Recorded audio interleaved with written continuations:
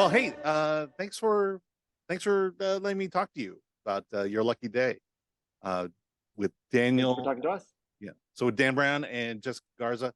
So real quick, what is the basic premise of your lucky day? Basic premise: there's a man who's just been robbed. He comes into a grocery store or a convenience store, bodega, and the man behind him is a bit of a jerk, and he wins a large lottery. And feeling envious and like life is unfair, I guess he decides to steal the ticket from him. And just sort of, there's a police officer in the back that he didn't see, and just sort of chaos ensues from there. Yeah. The reason I ask that is when I read the log line, I'm like, okay, I'm reading it, and basically what you said, and so in my mind, I have this movie, kind of like Mist, where everyone's in a room and they're having this conversation about the lottery and winning a lot of money, and then all of a sudden it just goes nuts. Um, what, so how did the story come about? And I'm also interested in what was your was I kind of right in the sense of this is how it started, but where, yeah, how did it go in the direction that you wanted to go? Hmm. Well, I mean, it was always supposed to go nuts. So I'll say that it was based on a short film that I had done years ago. Came out, like 12 years ago. It's been a while, and they had a different ending. It was a different thing, but so I had done the short, and then years later, a producer had reached out trying to get the rights to the short, and I had said no, kind of to my own surprise, because I guess I wasn't done with it yet. So at that point, I decided to kind of like just look at it again and see if there was an idea that made it make sense for me to make a feature out of it. And I think that was just sort of the impetus, and then the rest is just like hopefully make like a fun, exciting story that goes places you're not expecting and does things that you don't think it's going to do, and hopefully it's surprising and interesting, and then at the same time has a little bit of something to say. Yeah. So that's interesting because I was looking at your IMDb, so however accurate that is, but I did see that this started off as the short.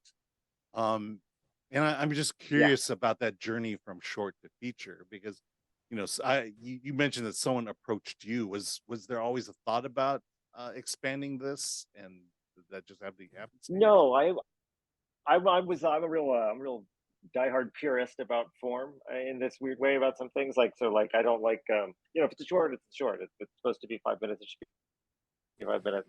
That kind of thing. It was not a proof of concept short to like make a feature. It was just like a short that I thought would be a fun, entertaining watch. And it had like it did a lot in its time period, and it ends like in a certain way that was like it's not something you could just like pick up from. It had to like it wasn't that kind of thing, or I would be forced into a position where I would have to elongate it, and sort of like take the ending and just kind of pad it out. So that wasn't interesting to me either.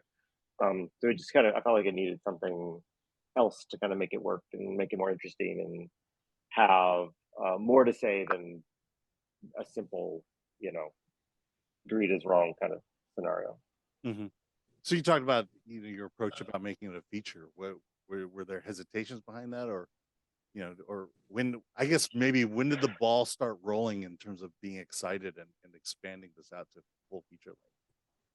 Well, I think there was like two ideas that really kind of made it come alive for me. One was that like in the original short, the guy who won the lottery was just a normal, just a guy, and in this one, the idea was that he was wealthy and he was fine. That was just really like a big kind of like aha moment for me in the sense of like what I wanted to say with it, like that a person who would win the lottery already was well off and didn't need it, and then all around him were people that could really use any amount of money.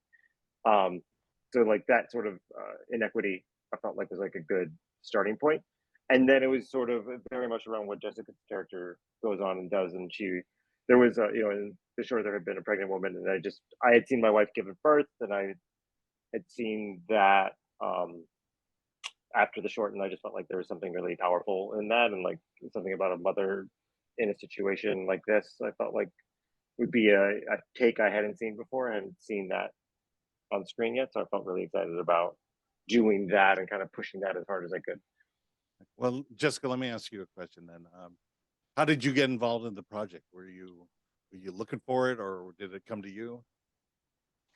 Um, it came to me as auditions do. I taped for it. I was there were two scenes. I don't know if I should.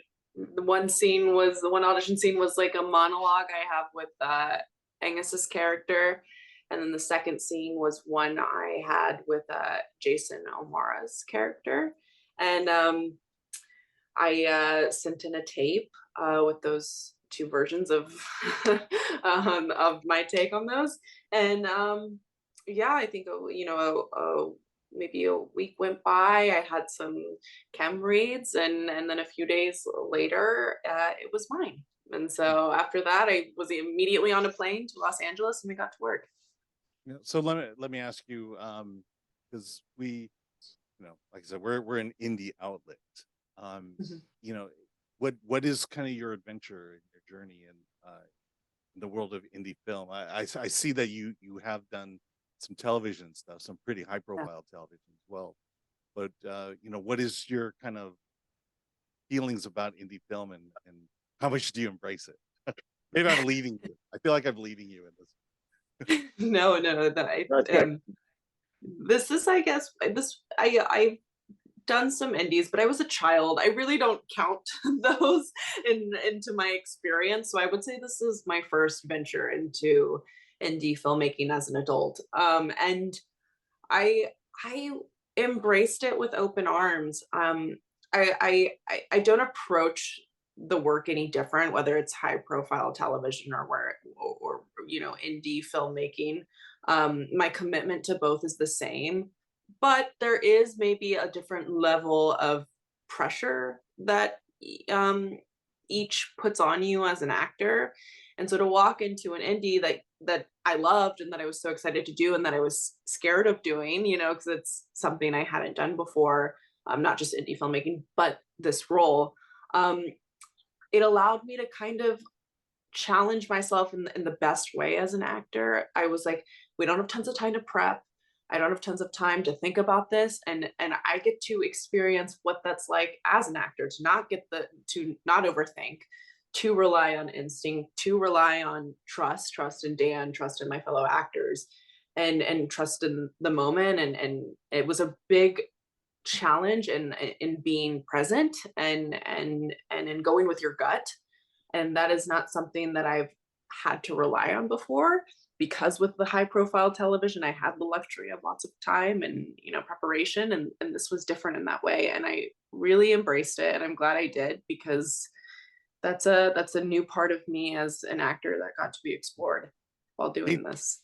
yeah, can you talk about the freedom you have in developing a character in indie versus in big Hollywood productions? Did you find? I mean, did you find yourself being kind of locked into how you had to portray the character in the Hollywood stuff versus indie? Let me say. I think it's just all about the luxury of time, and we did not have tons of time here, so it was, I guess, a lot of just myself was maybe in it, a lot of just I don't know.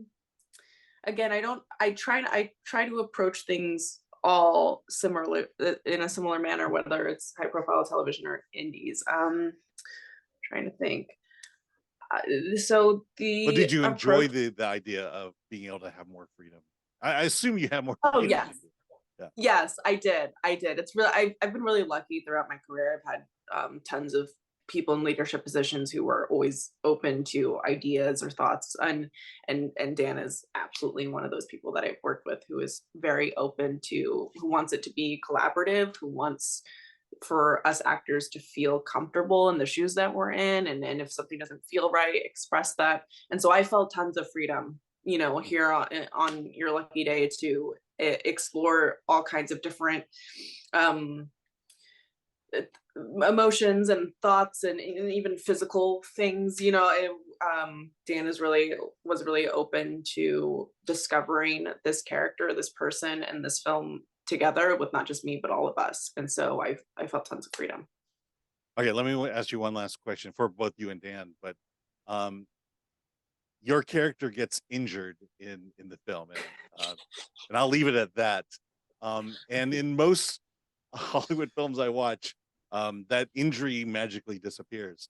But in this one, it stays with you. Dan, was that I would imagine that was a conscious decision in terms of the entire story. Yes. And can you talk about that phenomenon for me?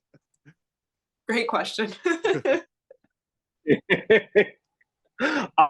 I mean, that was definitely on my mind. I mean, I love a protagonist who gets drugged through the mud a little bit. Like, I don't think they should come out so clean. I feel like there's like and so I really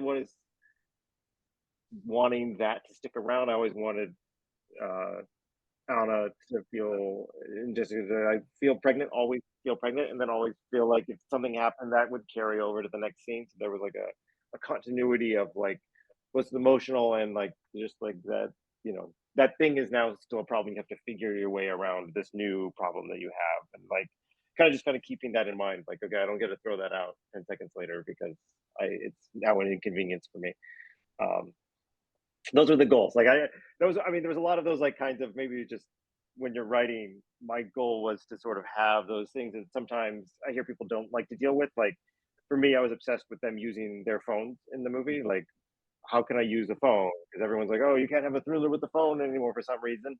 I don't know why, but everyone's always like, how do I get rid of these phones? And I was like, we use the phone in every possible way to make things worse because people have phones and they're not solving all of our problems. So I just felt like there was a way to hopefully, like, I guess that's my general goal, was like, oh, how do I keep these things still around? You would use your phone, you would use the internet, you would use this other thing, and like you would be using those things along the way to help you, and maybe they would still be causing you problems in ways you weren't expecting. So that's sort of, I think, just a general ethos for the way we made the movie. Yeah. And Jessica, did that kind of stick out to you in the script, and what were your thoughts on it? Definitely. I mean, I had my script all written up with stickies and post-its and all kinds of stuff, and it was always, is this a pre-injury or post-injury? Every time, because we didn't necessarily film this movie in total order, so a lot of the times I had to like whip that script down and be like, oh, okay, this is post-injury, pre-injury, and just keeping that in mind, because it is a very physical role, very physical movie, and like you had mentioned, it can take you out of a movie real quick if you as the audience member call bullshit on something that doesn't make sense, because in the scene before, 2 scenes before, something had just happened, and if that's not still present and relevant, then it kind of can take you out. And so it's just, I consider that to be part of the job, is keep it straight, keep it present, keep it it's a part of the story. You know what I mean? It's what makes Anna Marlene's journey and evolution even that more incredible to watch, because she has taken on so much physicality, I guess I will say. Great. All right, well, thanks. I appreciate your time. So Dan, where is Your Lucky Day available? How can we see it? It's right now available in theaters on the 10th at Draft House Theaters, select cities, and then it'll be available VOD starting the 14th of November. All right. Well, thank you. I appreciate your time, and thank you very much. Thanks so much. Thank you so much, Alan. You're welcome. Okay. Bye.